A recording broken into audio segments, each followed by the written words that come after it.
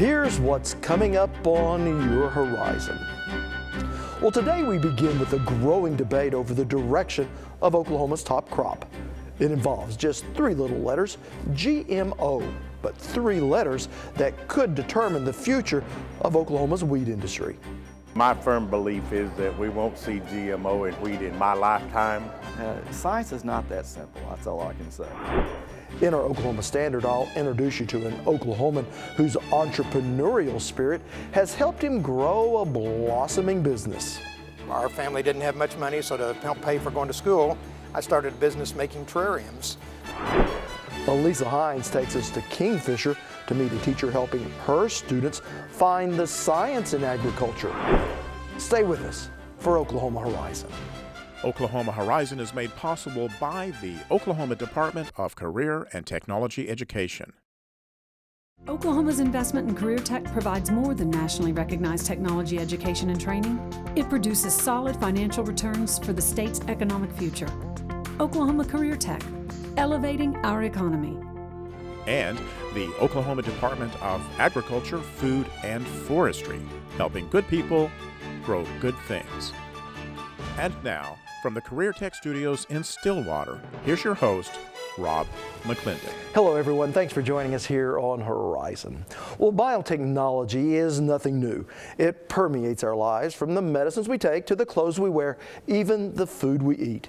Yet when it comes to biotech foods, called GMOs, which is short for genetically modified organisms, GMOs are where most concerns are raised when it comes to biotechnology. And interestingly enough, not in this country. From Europe to Asia, there's a strong reluctance to eat foods whose genes have been modified. So much so that the wheat industry here in the U.S. has been reluctant to use GMOs. Yet a recent editorial in the New York Times questions that policy and sparked a debate among some in the agricultural community on whether it's time to change how we develop new wheat varieties. Joining me now with more on that story is our Andy Barth. Well, Rob, wheat breeding is a science that goes back not decades, not even centuries, but thousands of years. Wheat has been called the staff of life because diets around the world are so dependent upon it. So when an Oklahoma agricultural economist penned an editorial promoting increased use of genetic modification in wheat, it began a debate that has ramifications for both the agricultural industry and consumers around the world. It's the backbone of Oklahoma's agricultural industry. Wheat, a crop that while grown here in the southern plains, is shipped around the world. Today, Don Schieber is elbows deep in wheat flour. Kind of getting a little premix here. Cooking cinnamon rolls for members of the American Farmers and Ranchers at their annual conference. Schieber is the past president of the U.S. Wheat Associates, the international marketing group for wheat growers around the country. And he says he understands why the industry has been slower to adopt GMO technology.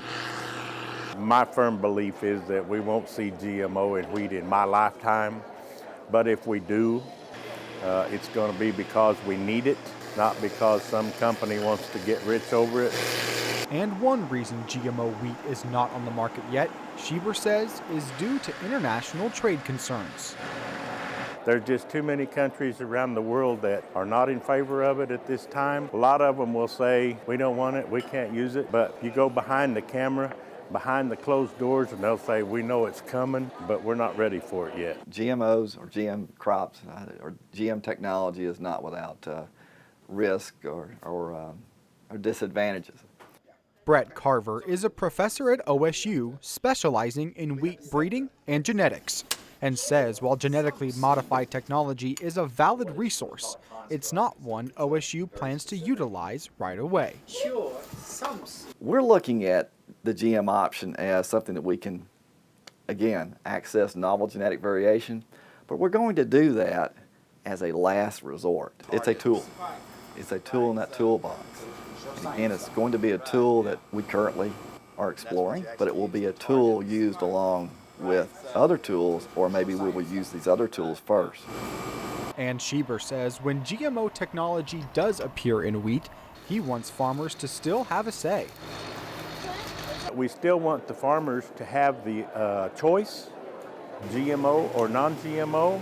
And I think if we have GMOs and they will make money and will be safe, and it will work for everybody, I think the farmers will use it. And while other commodities have embraced GMO technology, Carver says traditional wheat breeding is still cutting edge. The concept is wheat lags behind these other crops. So the whole theory can't be supported. Wheat is not lagging behind those crops. We have the scientific data that shows that. And even in those crops that had the GM technology, the introduction of that technology did not cause a sudden acceleration of genetic progress. Advancements that Carver says is still an ever-evolving process. Science is not that simple, that's all I can say.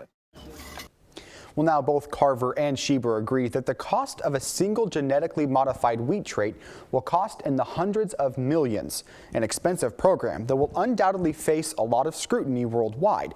But Schieber tells us that the U.S., Canada, and Australia have signed agreements stating they will release GMO technology in wheat at the same time to prevent a single nation being scrutinized alone.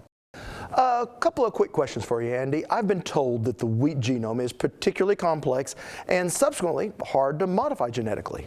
It is, Rob. In fact, scientists say wheat has about 17 trillion various sequences, which is 5 times the amount of DNA that humans have. Still, an international team of scientists has done a complete analysis of the full genome. So, if the science is there and we have an international agreement among the major wheat growing nations, what's our holdup? In one word, exports. Fully 35% of the world's 7 billion people depend on this staple crop for survival. And what that means for growers in this country is that almost half of every bushel they harvest will be heading overseas. All right, thank you so much, Andy. Now, if you'd like to learn more about international attitudes over GMO crops, we do have a story I did a few years back talking to both European scientists and consumers over their skepticism of biotechnology. Just head to okhorizon.com and look under this week's Value Added section. Now, when we return, I sat down with the Oklahoma ag economist who's advocating a change in policy toward genetically modified wheat. You're watching Oklahoma Horizon, featuring some of the good things that are happening in the great state of Oklahoma. Well, Jason Lusk is no stranger to controversy.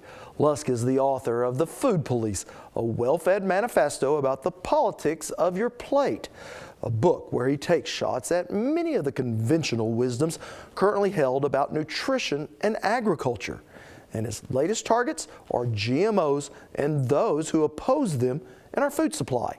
Earlier, I sat down with the Oklahoma State University agricultural economics professor here in our studio. So what has changed in the past decade that you think now it's time we readdress this issue? Well, I think there are several things. One is there's a lot of really interesting and exciting research going on, both by food and agribusiness companies, but also by nonprofit groups and by universities all across the U.S.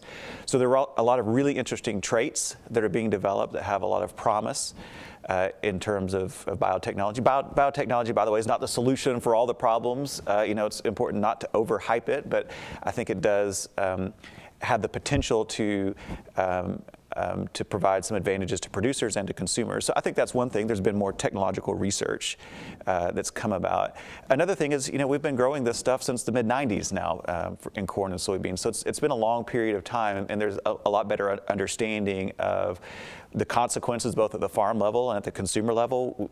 We have known for a long time, due to all kinds of research, whether it's animal feeding trials or whatnot, that there really isn't any evidence of adverse health consequences from biotechnology. But I think 20 years of eating experience has also partially changed that. And again, we see very widespread acceptance of these technologies among other farm commodities. So I think it's a combination of those things. And also, when you look at wheat in particular, there have been changes that I think have made people perhaps a little more open to the idea. And one of those things is we've had a recent drought. So thinking about varieties that are more hardy, more tolerant to drought and low water conditions, I think is something that has gotten people thinking. And moreover, if you look at the amount of acreage that's planted to wheat in the United States, it's really declined quite dramatically over the last 20 to 30 years. And there's a big combination of factors for why that's true, but I think it's also caused people to think a little bit about what is it that has made other commodities like corn and soybeans, and especially in Oklahoma, canola, relatively more attractive, and what is it about wheat that can maybe keep it in terms of making it relatively competitive. And in many ways, you know, so goes the U.S., so goes the world. And while you talk about the hardiness traits and the drought tolerance, you know, here we're really talking about profitability when we talk about those things. But when you go into other parts of the world, we're talking about food security, about them even having a crop to feed themselves. That's exactly right. And I mentioned early on, one of the fears with some of the genetically engineered varieties is how our importers are going to react, the people buying this stuff. But if you look at the major importers of U.S. wheat, you know, some of the biggest ones are in countries like Egypt, and sub-Saharan Africa actually represents one of the biggest importers. And these countries are deeply concerned about food insecurity, and we've seen a lot of political unrest in those countries. And I don't think it's too much of a stretch to say that some of that political unrest came about because of high food prices in 2008 and 2011. So these countries are deeply concerned about being able to secure a steady supply of food that's not too expensive, that people in those countries can eat. And so I think that it's important for these countries to be able to have access to technologies that make food less expensive. And I think those attitudes are also going to carry over to our trading partners. And by the way, if we in the U.S. were to adopt a genetically engineered wheat variety, we probably wouldn't be the only one. It's not as if we're the only country producing wheat. Canada's probably working on it. I can bet there are people in other countries like Australia and elsewhere who are probably thinking about these same issues. And if U.S. producers want to remain competitive in a world market, one of the things they have to do is have some of the best knowledge available, but also access to some of the best technologies available. And ultimately, this could be good for our rural and actually our entire economies here in the Southern Plains. I think that's the idea. Again, if you look at corn and soybeans, the fact that 90% of acres are planted in biotech variety, you know, behind every one of those acres, there was a farmer making a decision. Which of these varieties do I plant? And sometimes, you know, you hear arguments that, you know, genetic engineering hasn't delivered on all these great promises. And maybe that's true. In some cases it was overhyped. But at the end of the day, you got farmers making decisions. And at least in their eyes, you look at the decisions they've made, they're telling us when they're voting with their feet and with their dollars, that they think they're getting something out of that biotech variety, whether it's time savings, whether it's the ability to remove the downside risk of yields, or the ability to convert to no-till practices. I think that when you look at the choices farmers have actually made, we can see that they perceive that there are a lot of advantages. Well, certainly an interesting opinion piece in the New York Times, and one that I think has started some debate. Thank you so much. Thank you. Appreciate it. Still to come on Oklahoma Horizon. Finding the science in agriculture. But first, the newest inductee into the Oklahoma Ag Hall of Fame. Well, each year as part of Ag Day festivities at the state capitol, the governor's office honors an Oklahoman with its Outstanding Achievement Award in Agriculture.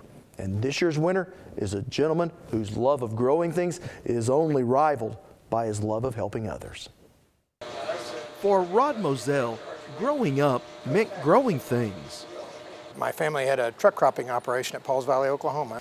As they made any money, they would buy used greenhouses and got in the greenhouse business. And after a few years, I guess 8 or 9 years in Pauls Valley, moved to Oklahoma City, and that's when I really started being old enough to really remember and do everything. But so then grew up in Oklahoma City and had a greenhouse operation called Moselle's Hort Haven. And from that family business sprang an interest in all things green. Mom had been a 4-H, been a national winner in 4-H. And so I grew up hearing the stories about 4-H, and we moved to Oklahoma City right when I turned 9. And so we called to find out where the 4-H club met, and they gave us an address on Northeast 23rd Street.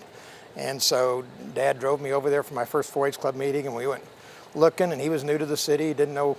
And anyway, it turned out the address was the governor's mansion. And we drove by several times before Dad pulled in and asked the highway patrolman where this address was, and they said, well, that's right here. So my first 4-H club meeting was at the governor's mansion when Henry Bellman was governor for the first time, and my club president was Pat Bellman, vice president was Gail Bellman, and the secretary was Ann Bellman. And so began a life that became a mixture of plants and public service. I was an introverted little kid, scared of everything, and One of the things 4-H does is it encourages young people to reach out, to speak, to make presentations and get involved. So while still in junior high, Moselle became a regular fixture on Oklahoma City television. I'd grown up helping people at the family nursery and greenhouse my whole life, so I knew quite a bit about gardening, and so I guess a lot of people were fascinated by a little kid who could tell them when to plant and what to do, and so I was on weekly for 2 or 3 years with Lola and Wayne and Bill, and did a gardening segment, and so I got comfortable with that, and then ultimately I ended up, Channel 4 called and wanted me to start being on Danny's Day, and so that was on like at midday, so I would sneak out of school for a little bit at the middle of the day and would go do Danny's Day once a week with Mary Hart or Danny, one of the two of them, and did that for a couple years. And it was thanks to 4-H that Moselle then spent a year in our nation's capital, courtesy of the president.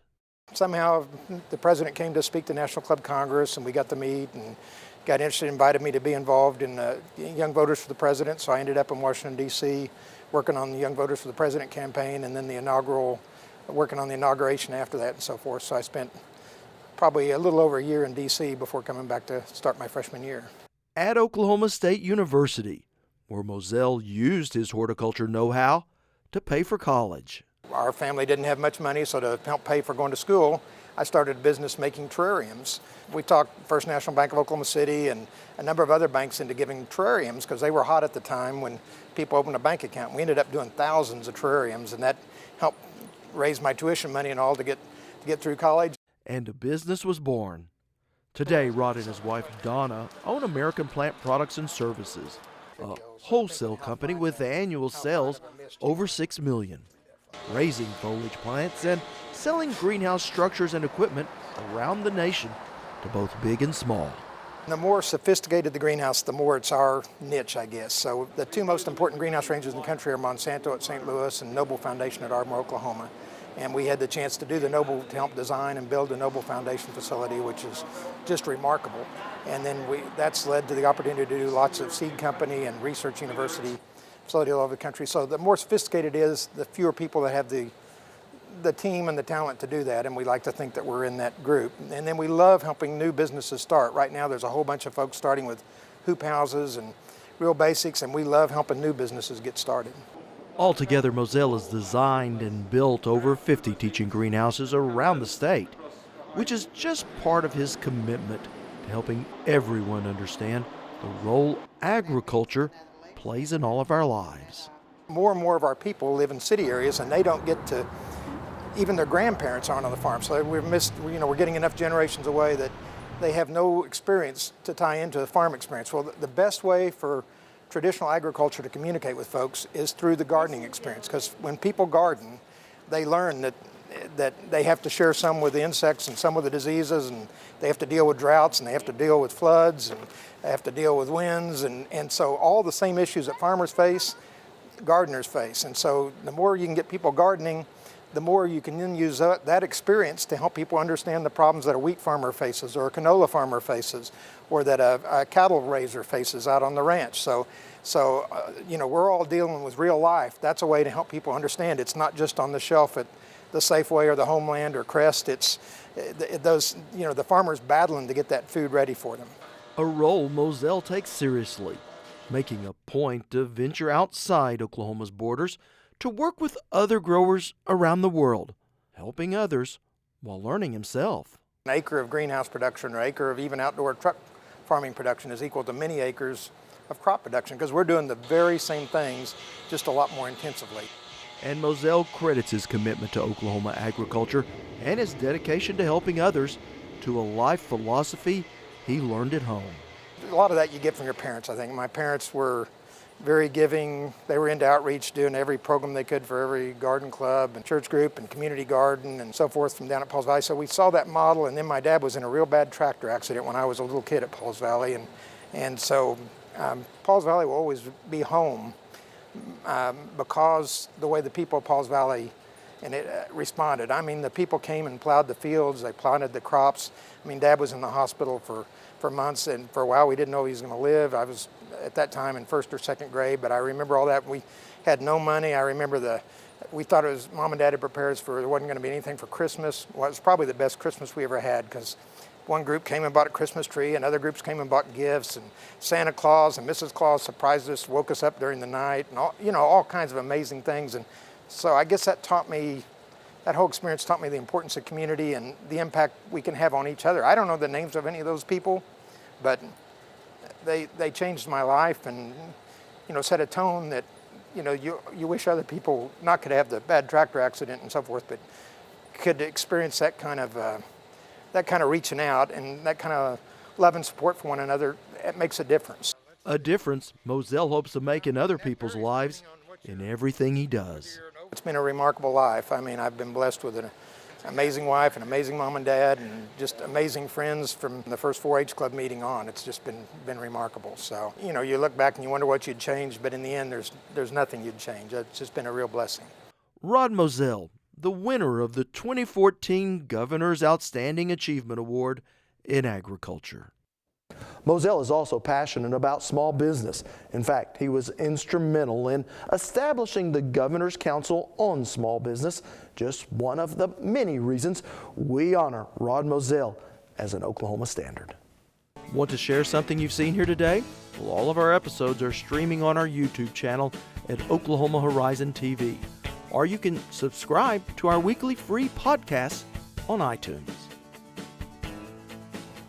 Well, with fewer and fewer Americans having grown up on a farm, an effort is underway in schools around the nation to help students understand where their food comes from.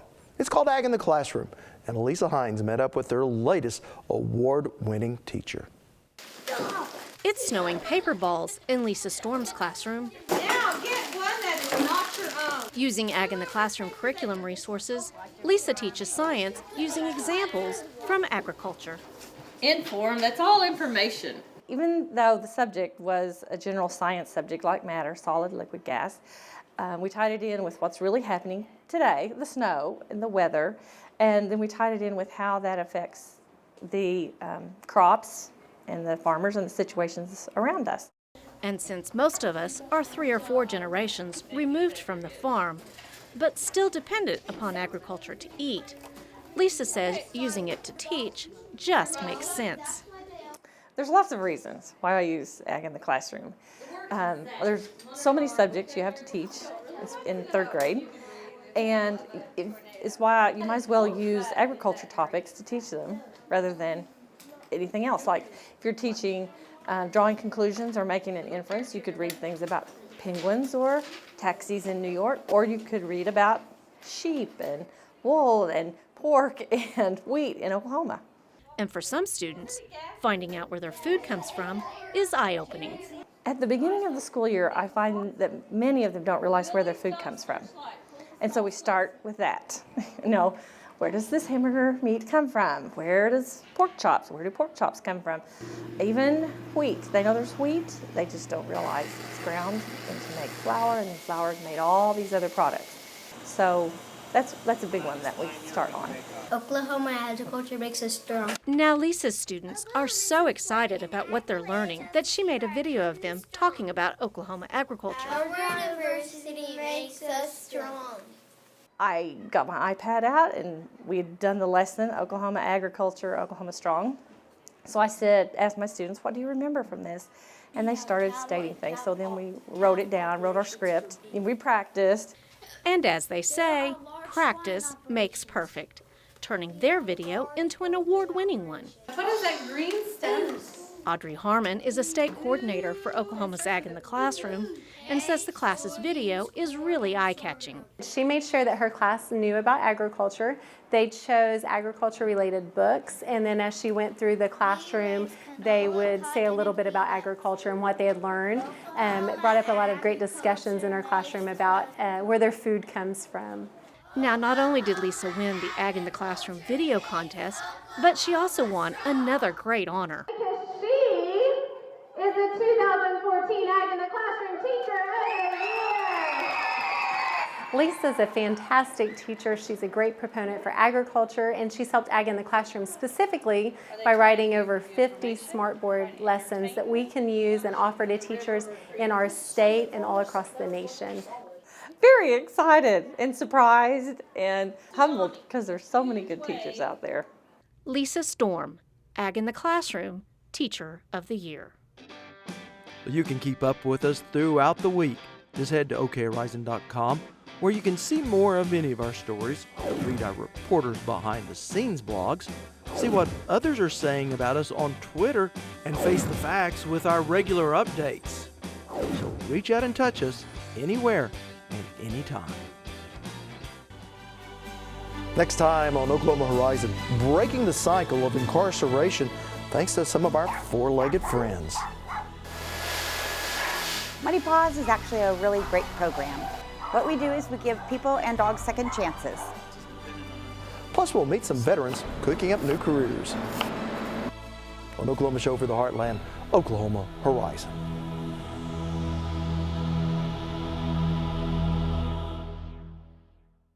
Well, we are out of time. I'm Rod McClendon. Thanks for watching. See you back here next week. Horizon is made possible by the Oklahoma Department of Career and Technology Education and the Oklahoma Department of Agriculture, Food, and Forestry, helping good people grow good things. Thank you for watching Oklahoma Horizon.